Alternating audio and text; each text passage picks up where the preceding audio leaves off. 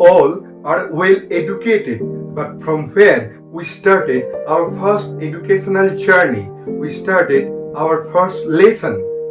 If we can recall, then we can remember that parents taught us starting from A for apple, B for ball.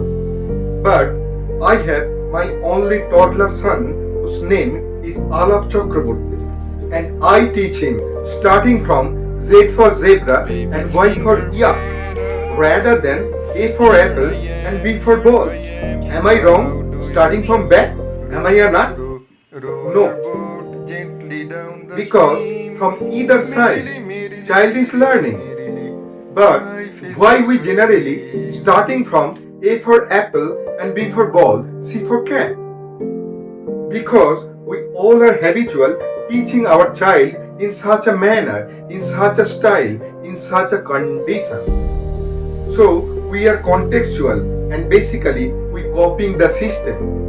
And that is why I believe that education and inquisitiveness are two different things. We basically follow general rule of a belief system. And that is why we never researching, we never experimenting, we never inventing. And in investment, we basically follow, we basically obey the same rule. When an advisor advises us for an SIP to meet our goals, we start looking at the investment value constantly and constantly checking equity market, which is not our subject. But what we need to do, we do not need to look at the value, rather look at the units accumulating. And if the market goes down, we keep accumulating more units. And we never do that. Rather, we check constantly equity market and check our value. And if the value is negative, then we used to reading. Now search why. Why we used to do this?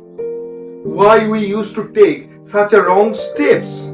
Listen carefully. We individual have only one brain, and what the brain does, brain taking decisions, but how it does. From the information it gathers, it receives. But how our brain collects all those informations? By using our five senses. And those fives are hear, vision, touch, taste and smell. But the problem is that we basically believe that our five senses only provide information. But truly speaking, along with those informations, our five senses provide emotions also. And this is the reason we cannot take rational decision. For an example, suppose a TV anchor saying that today the GDP rate is 6.1 and previously it was 5.9 and next year it will touch 6.7. After listening this, what is your feeling? What is your reaction? You feel positive, you feel good. But suppose if the news anchor says, years ago our country ranked behind the Japan, but this year it crosses Japan, and next year it can beat China. But within next 5 years, it will rank the top position in the entire world. What is your feeling now?